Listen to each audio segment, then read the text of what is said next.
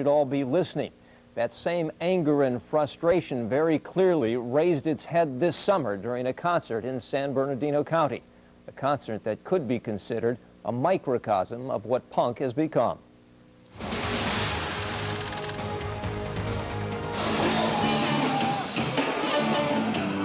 Here in what is called the Pit, tense-looking punks and skinheads circle. The hostility is building. Who's outnumbered here? Not the punkers today. Punk rock bands prime and sometimes taunt the crowd. You guys are weak. What's up, man? Come on, you guys. Skinheads, mohawked scalps, and punk-dyed hairdos mixed with fresh-faced teenagers. It's the punk generation. It's about being able to say what you don't like about society, what you like about life. More than 20 punk rock bands are on the bill. An estimated 11,000 punk fans in the crowd, the largest ever in Southern California. It's not about going against society, it's not about anything, it's just about having fun, that's it. That's all everyone comes out here to do, But here in the Pit, during a breakout of slam dancing, it is a peculiar form of fun. Get hurt! You gotta get hurt. You gotta get hurt to have fun. Hurt somebody else. For many here, that is the drill. Add to this a sweltering 100-degree temperature, with concession stands selling $6 beers, $3 Cokes, and $2 cups of water. It's gonna turn to your right, I think. By mid-afternoon, an angry row of middle fingers point toward the sky. Hey, up! A defiant dab of saliva finds a convenient target. Both gestures showing the screw-you attitude embraced by so many punks. The bands want you to say you to them. The bands want you to give you the attitude that you're giving them. That's what they want. A punk singer spits toward the crowd. Some spit back. In between, a row of pump private security guards line the stage. If you spit on a security guard, you're gonna get a pop in the face, probably. Some sheriff's deputies huddle nearby. As the stage barricade gets a mean shaking and the crowd gets its first warning. If you guys bust the barricade, they will shut the show down. Bodies are lifted over punk fan heads in a concert ritual called crowd surfing. Older punks and young ones overflow into the security area. The scene gets crazier as the day goes on. The Pit pounding to the music. It's an adrenaline rush. It's great. It's their sound, it's aggression, you gotta get it out. Crowd surfers flood over the barricades. Part of the game, a familiar one at punk concerts, is to get on stage and leap off into the crowd. It's called stage diving. Staff Pro security guards have been hired to stop it. The reason we don't want them on stage is because they jump back off.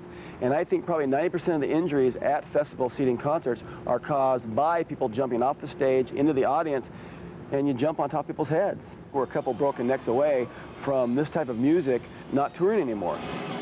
Tension heightens between Staff Pro and punks, and a band called Guttermouth baits the security force. Let's all tell the security what we think of them. Get some real jobs! A steady stream of punks spill over the barricade. Some rush the stage. The Guttermouth lead singer eggs them on. You guys can make it up here. There are many brawls as the security dam begins to break. Punks trickle onto the stage through a swarm of security. Some caught and slammed to the floor. This is nuts! There is now a full-scale battle for the stage. The fun turns to fright for some as the spit and fists continue to fly. There is total chaos. The game now gets security, and word comes to shut down the concert. The band breaks down, and the punkers break into a chant. Angry punks start throwing metal storm sewer grates on stage. To cheers from the crowd, and a massive assault on the stage barricade. Security guards are forced to retreat. And as the metal grates continue to fly, another band member steps in and pleads for calm. A few stage divers continue to play to the crowd as members of a band called Face to Face argue to go on. You're gonna have a bigger mess on your hands. Let my band play. Let my band play. Meanwhile, Guttermouth's lead singer is taken to a police van and arrested for inciting a riot.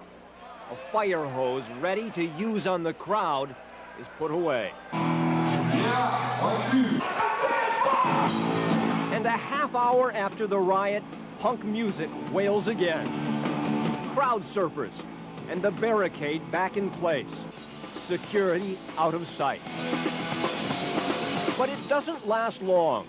20 minutes later, the crowd rushes the stage. A promoter unloads a fire extinguisher to try and scare them all off.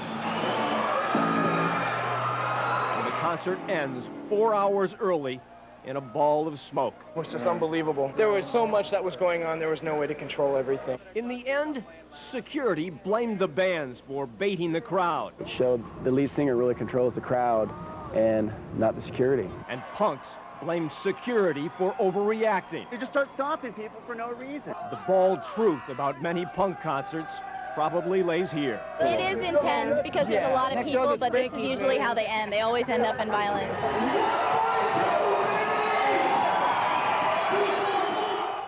And if a punk concert does not end in violence, even the most dedicated punk rocker admits there is always at least one fight. Some note the same could be said of a Raiders game. But clearly there is a punk rock dynamic that begs for an explosion. Tomorrow, a look at the ingredients to punk chaos. Man, that is a wild scene. Pretty wild.